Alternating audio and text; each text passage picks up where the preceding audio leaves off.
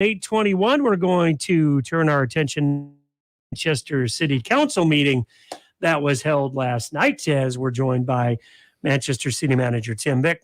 How you doing? I'm doing great, Mike. Thanks for having me on. You betcha. Well, let's last night at your meeting, you had a public hearing on on the development agreement once again with Joe Hildebrand and Bailey Drive Estates. That's correct. Joe's looking to build two more sets of duplexes, similar to what he's building right now. He's just continuing his process. So we're excited to see that continue to grow and develop, and we're working with Joe on that. And along with that, boy, there are several other developers and construction companies doing a lot of the same things and just helping Manchester grow. There are. We had two more development agreements the council finally approved. The one was for Jerry Krogman. This is for his 13-lot development north of where his subdivision is. I believe that's Rosewood Drive up there. That's just north of there. He's looking to do 13 single-family homes. And then S&R Construction is looking on Bailey Drive to do his first phase is going to be 16 single-family and 14 duplex lots. So, we're seeing a lot of new housing, and that's been a big concern of ours for a number of years now. And so it's exciting to see someone come in and get this moving forward so we can have that housing and see that growth here in town. Absolutely. So you also had a presentation from Spirit Financial on the TIF report.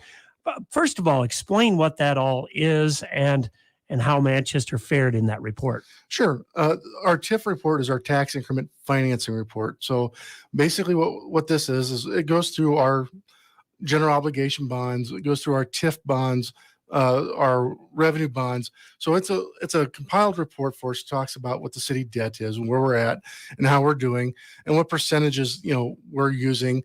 But it also goes through every bond that we have, what the true interest costs of those bonds are. And so now we're seeing for the last 10 years, we've been issuing bonds for less than 2% interest. Prior to that, they were 4-5%. And so you're seeing that interest rate. So you're seeing how that has played a role for the last 10 years. You're also seeing how we've been using that money for different projects, whether it's a street project, parks and recreation project, or economic development projects, whether it be a industry or we're using for residential housing like we're doing here. So the TIF report just kind of consolidates everything in one location, so you kind of look at it. And we use that to help us generate our annual financial report and also doing our audits. They look at that compared to what we have on our books. And with 56% capacity right now, the person that presented the report noted that the city is doing well. Yeah, Maggie Berger noted that, again, we put our debt out there. We issue for 10 years. We're a little bit more aggressive on payback. A lot of people, a lot of communities don't have the ability we have to pay it back as rapidly. So their debt may go 12 or 15 years on some of the street projects, or maybe even 20, because they have to spread it out in order to make the payments on those. We're able to basically right now we've been averaging where we borrow $1 million a year and we pay back a little over $1 million a year. So our debt has been stable. It's been flat. We're paying it down, and then we issue a bond and flattens back out again. But with this 56%, our debt capacity is 5% of our total valuation of the community.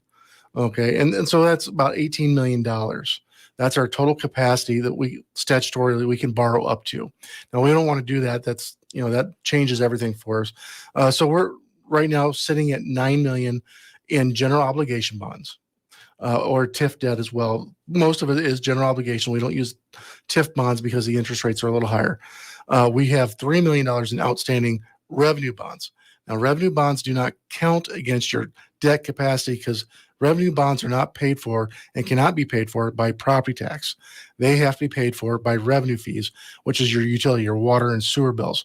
So when the DNR says we have to do an upgrade at our plant, we put millions of dollars into the plant for doing an upgrade, we have to increase our rates, generate enough income to pay for that bond.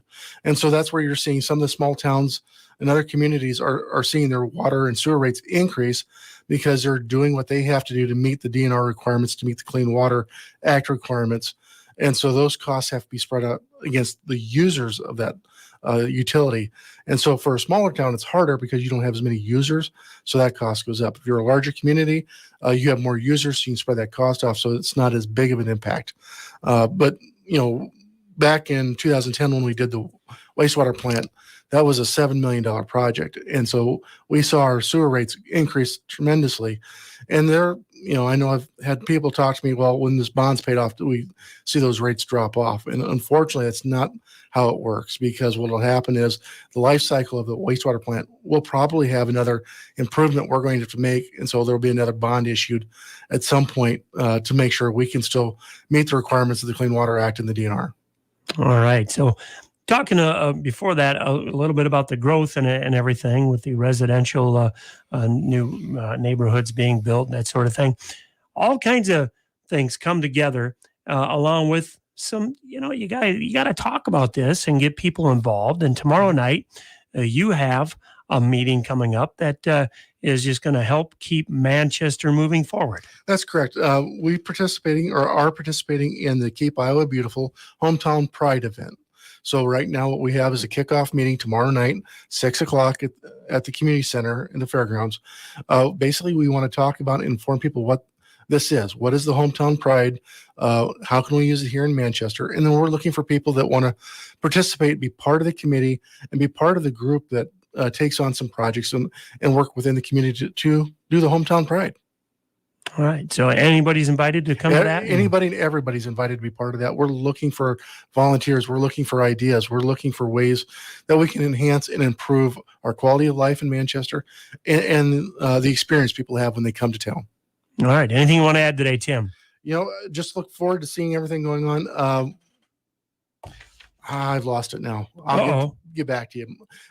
Yes, there is one more thing I want to add. I want to congratulate Doug Foley, Manchester Parks and Recreation Director, for receiving the highest honor from the Iowa Parks and Recreation Association, the Slattery Troop Blood Award. He was recognized last week by his colleagues. This is the highest award. And once again, Doug Foley, well-earned, a well-deserved person. Oh, no doubt about that. He's doing a lot of great things for the city and the community.